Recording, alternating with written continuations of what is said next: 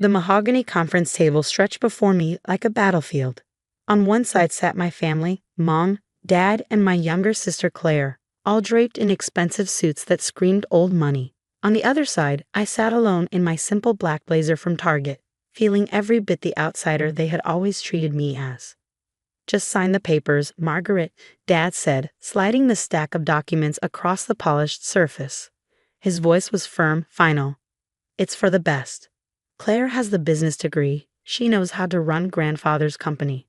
I stared at the inheritance transfer papers, my grandfather's final gift to me, a 51% controlling stake in Montgomery Technologies, worth over $200 million. His will had shocked everyone by naming me, not Claire, as his successor. He had passed 3 months ago, and they had spent every moment since trying to undo his decision. "I earned my engineering degree while working full-time," I said quietly, my fingers tightening around the edge of the table. "I understand the technical side of our products better than anyone." Mom let out a small, disdainful sigh, flicking a perfectly manicured hand. "Please, Margaret. Working as a waitress and taking online courses hardly compares to Claire's MBA from Harvard. Don't embarrass yourself." Claire smirked, adjusting her car-year watch. "Don't worry, sis. You can stay in R&D. Someone has to do the grunt work." 10 years of their belittling flashed through my mind. Claire attending private schools while I was sent to public ones, family vacations I wasn't invited to because I was too busy working, their refusal to help with my college expenses while Claire had a free ride. But grandfather had seen something in me they never had. During his final months, we spent hours discussing his vision for the company's future.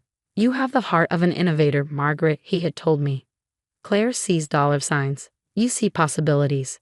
And now they wanted me to throw that all away, to sign over my birthright to the sister who had never worked a day in her life. "If you sign now, we'll offer you a generous severance package," Dad added smoothly. "Enough to start fresh somewhere else. It's more than fair." I touched the small key pendant hanging around my neck, grandfather's last gift to me. My fingers curled around it like a lifeline. "What about the CEO interview?" I asked. "Shouldn't we wait until—" "The board already approved Claire," Mom cut in, her tone clipped. "This is just a formality. Sign the papers, Margaret. Don't make this difficult." I reached for the pen. Claire's eyes gleamed with triumph. Then I remembered grandfather's words. "When the time comes, trust your instincts. You're stronger than you know." I set the pen down. "No." The room fell silent. Dad's expression darkened. "Excuse me?" I said no. I pushed my chair back and stood, my pulse steadying with resolve. "I'm not signing anything. Grandfather chose me for a reason." Claire's perfect red lips twisted into a sneer. "You really think you can run this company? You'll drive it into the ground in months. Face it, Margaret. You're not qualified.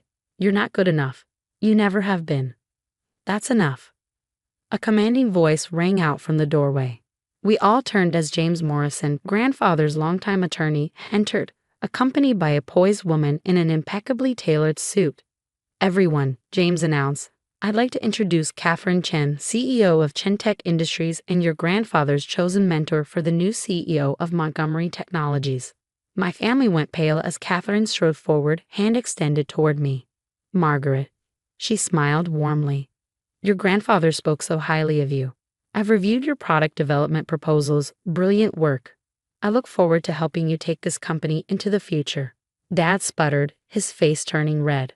"This is absurd. She can't possibly." Actually, Mr. Morrison stepped forward, his voice calm but firm. "She can, and she will." He pulled a folder from his briefcase, along with a USB drive. "Your father left very specific instructions. He asked me to play this for everyone once the inevitable attempt to force Margaret out was complete." My heart stopped. Grandfather had known. He had always known. The conference room screen flickered to life, and there he was, frail but unyielding in his hospital bed, his sharp eyes burning with resolve. "If you're watching the sea began, then everything has happened exactly as I predicted." I swallowed hard as his gaze, even through the screen, seemed to meet mine. "Margaret, my dear girl, I know they tried to bully you into giving up your inheritance. They never understood why I chose you. It was never about degrees or credentials, it was about character." Tears burned in my eyes as he turned his attention to my parents. To my son and his wife.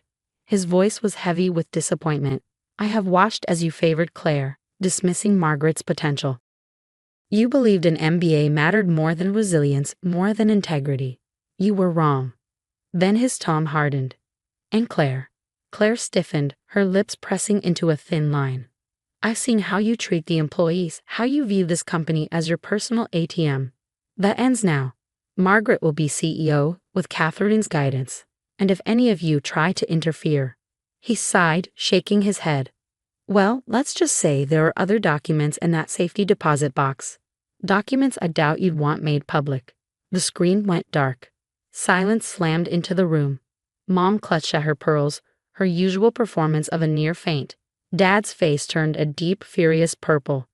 Claire sat frozen, her knuckles white against the armrests of her chair. Mr. Morrison cleared his throat. This is just the beginning. There's much more your father left for you, Margaret. Shall we discuss the rest privately?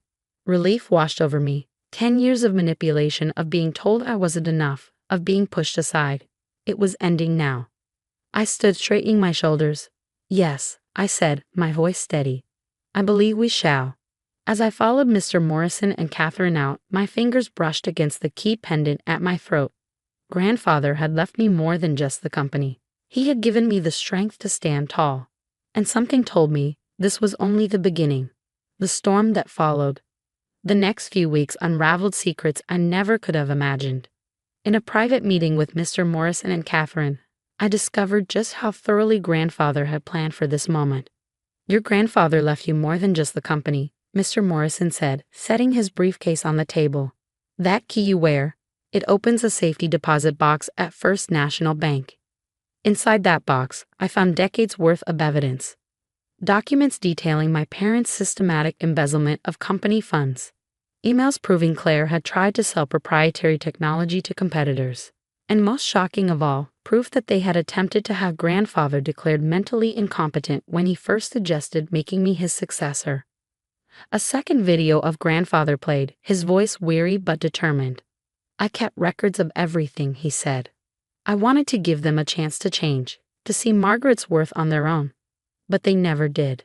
A mentor like no other, Catherine Chen proved to be exactly the guide I needed. A self-made billionaire who had started as an engineer, she understood both the technical and business sides of the industry. Your grandfather reached out to me 6 months ago, she told me over coffee in her sleek office. He said he found a kindred spirit in you, someone who saw technology as a way to change lives, not just make money. Under her guidance, I threw myself into learning every aspect of the business. To my surprise, the board members, many of whom had known Grandfather for decades, welcomed me warmly. Even more unexpected, the flood of employees who came forward with their own stories. Your sister tried to fire me because I wouldn't fudge the numbers for her. Our CFO confided one evening. Your grandfather stopped her. He always protected us from their worst impulses. The final attack. But my family wasn't going down without a fight. They hired lawyers to contest the will, tried to spread rumors about my competency, and then during my first official board meeting as CEO, they played their final desperate card. I stood at the podium, prepared to present my vision for the company's future, when the doors burst open. Mom, Dad, and Claire stormed in, dragging an unfamiliar man behind them. This is Dr. Phillips, Dad declared triumphantly. He's prepared to testify that Father was mentally incompetent when he changed his will. We have documentation. I barely had time to react before Catherine spoke, her voice cutting through the room like steel. Actually, she said smoothly, we have something far more interesting. She nodded toward Mr. Morrison, who pressed a button on his laptop. The conference screen lit up again. Grandfather appeared, looking sharp and alert. The timestamp was dated just 2 weeks before his death. On the video, he sat across from a nervous-looking man, Dr. Phillips himself. So Grandfather's voice came calm and amused. You want me declared incompetent? Dr. Phillips shifted uncomfortably. And my son is paying you how much for this false diagnosis? Silence. Then Grandfather leaned back with a chuckle. Don't worry, doctor. I'm recording this conversation for my granddaughter. When she becomes CEO, she'll know everything. Dr. Phillips turned pale, stepping away from my parents. I need to leave. Oh, stay, Catherine said smoothly, her smile cold. I'm sure the SEC investigators would love to talk to you about medical fraud. I watched as my parents and Claire seemed to deflate, the weight of their defeat settling over them. They hadn't just lost the company, they had lost everything. Their reputations, their power, their carefully curated illusion of respectability. You can't do this to us, Mom wailed. We're family. I met her tearful gaze, my voice steady. Family doesn't try to destroy each other. Family doesn't spend years tearing someone down. I touched the key pendant at my neck, drawing strength from it. Grandfather showed me what real family means, supporting each other, believing in each other, lifting each other up. I let the silence stretch, letting them feel the weight of their own choices before I spoke again. You have two options. Resign quietly from all company positions, sign the non-disclosure agreements Mr. Morrison has prepared, and walk away with your personal assets intact. Claire's voice was barely a whisper. Or we release everything. Every document, every email, every recording. I tilted my head. I'm sure the press would love to hear how the great Montgomery family tried to defraud their own father and daughter. They signed the papers within the hour. 6 months later, Montgomery Technologies was thriving. Our latest innovation, a line of medical devices I had quietly developed during my years in R&D, was transforming patient care. The stock price had doubled. Employee morale was at an all-time high. And grandfather's office, my office now, remained just as he had left it, except for one new addition, a framed photo of us at my engineering graduation, the ceremony he had attended alone while my parents vacationed with Claire. You see possibilities, he had told me that day. Now, sitting at his desk, I finally understood. He had seen me when no one else did, and he had given me the tools to prove them all wrong. Moving forward, one evening, as I was working late, Catherine stopped by. Your grandfather would be proud, she said, glancing around the office. You've exceeded even his expectations. I smiled, fingers brushing the key that still hung around my neck. I had good teachers. And your family? She asked carefully. I exhaled, nodding. They moved abroad. Claire's trust fund will keep them comfortable, but not extravagant. I met her gaze. It's enough. And it was enough. I didn't need their approval anymore. I had something better. Self-respect.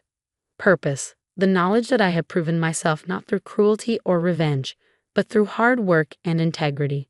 Just like grandfather had taught me. Giving back. That night, on my drive home, I passed the small diner where I had worked during college. On impulse, I pulled into the parking lot. Inside, the warm scent of coffee and fresh bread filled the air. And there, behind the counter, was Sally, my old manager, still greeting customers with the same kind smile. Margaret Montgomery, she exclaimed, pulling me into a hug.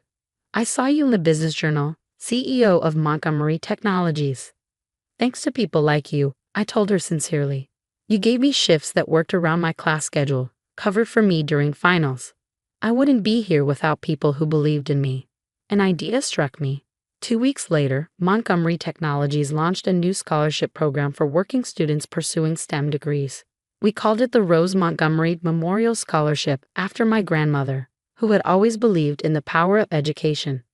The first recipient, Sally's daughter, a girl who dreamed of becoming an engineer. The best revenge. Sometimes the best revenge isn't revenge at all. It's living well. It's lifting others up instead of stepping on them. Every morning, I wake up grateful. Not for the money, not for the power, but for the opportunity to innovate, to create, to make a difference. The key around my neck reminds me of where I came from and where I'm going. I am Margaret Montgomery, CEO of Montgomery Technologies, and my grandfather was right. I see possibilities.